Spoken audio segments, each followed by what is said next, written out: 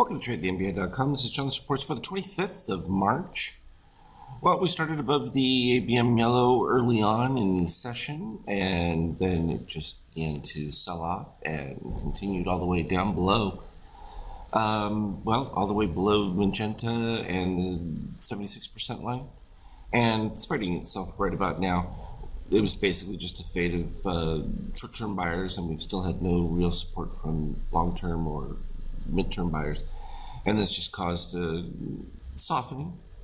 Nothing too dramatic, but again, we're in a complete reset, like I've mentioned before. It's not going to take much for a turnaround pop here to elevate, but we now have steel 104 versus cyan at 135, which means you've got steel below cyan. So that's a continuation of weakness in the near term. From an NQ standpoint, similar, but you can see weaker from a Fibonacci standpoint, well below the 50% line, which was an easy call. So it's like, once you're below there, you know to go with that direction. And likewise, similar readings. So we're getting identical algorithm readings, even though we're in quite different places, at least from a price standpoint, which is price is irrelevant relative to what the readings give us. From a gold standpoint, again, not really able to do anything yet, though the falling orange sets up potential for the support right here.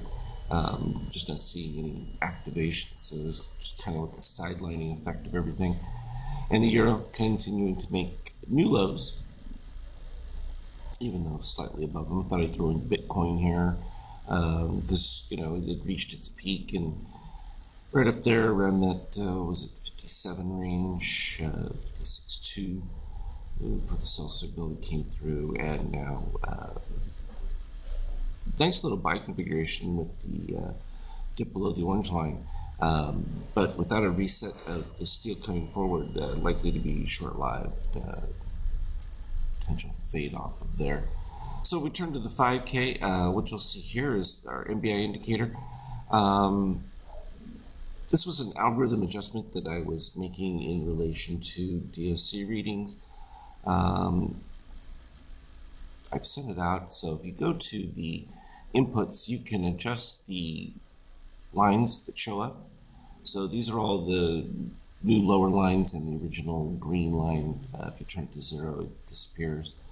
What the point of it is really to establish an inverse relationship, so that when we get this white line below red, you get the bullish run continuation, and particularly when it's below the 10.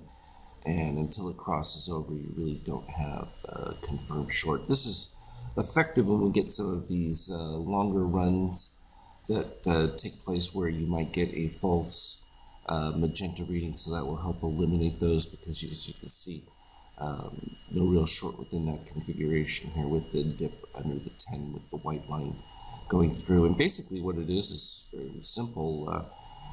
As long as magenta is over the yellow, you're in a bullish run, and when it crosses below, depending on if your cyan is above 70, you need it to drop below that 30 level in order to get your short configuration, along with the white being above the 10, and it gives you pretty clean. And we can see it worked not too inconsistent with what the Power Mode 2, the Paint 2 paint bar already establishes. Is just going to give us a little bit of clarity within some of the more unique situations where you have soft dips for short signals that may not follow through, plus also keeping you out of shorting in continuation, or at least showing when it's going to turn around very effectively.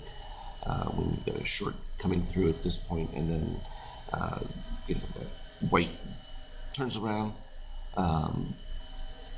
you get the uptick of the cyan here on the NBI, and crossover gives you your new buy configuration. So that we went kind of through some of these throughout the day, but you can see as we peaked out up there near the 21 level, we started to get a continuation of short signals that then eventually led us all the way to the bottom.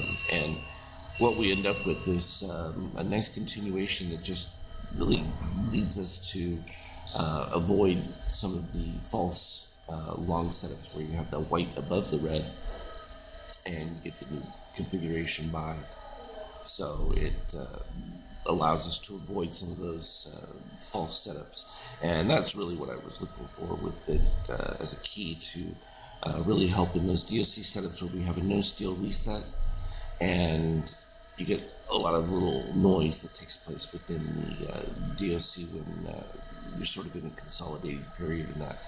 It was interesting because like here at the end of the day, we started off with a weak short setup, and as that came through, you can see that we've been in a continual decline with the cyan, but we dipped immediately below the red line, which is extremely bullish from that, which is pretty much kept price flat within this declining setup. So interesting configuration. Also, you have the rising gold, which is enough to kind of hold it in place, and which is fine from that overall configuration, but still not really showing a strong move to the upside because you've had this back and forth within the magenta gold range, and it's just continuing to fade. So sort of creating like effectively reset, overbought kind of conditions. But at least it gives clarity within this, back and forth with DSC spreads. As long as you're underneath that, this can be pretty much ignored until we get to clarity points. And that's really the significance of it. So very exciting from that standpoint. These are all going to get incorporated, of course, into the paint bars. So not critical that you understand all of these things, but I set it out so that you would have it. Can take a look at it in different time frames. It's been mostly, I wanted it for the 5K chart to be closer to effective price, but definitely looking for member input. So we can talk about it on Skype chat as the day goes on, and continue to update you on the progress of these things. As always, though, trade well. We'll talk to you later.